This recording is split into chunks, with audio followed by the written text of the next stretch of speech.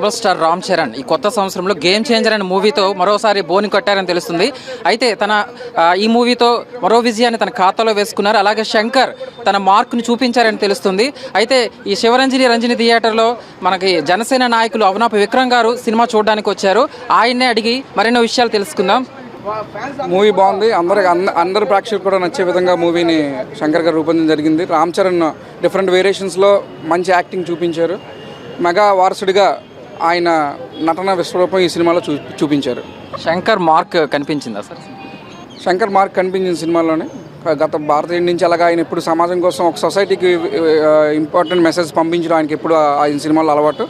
ఈ సినిమాలో కూడా ఒక సొసైటీకి ఉపయోగపడే మెసేజ్ని ఆయన ఇవ్వడం జరిగింది. సార్ ఫ్యామిలీ ఆడియన్స్ని ఎలా కనెక్ట్ చేస్తారు?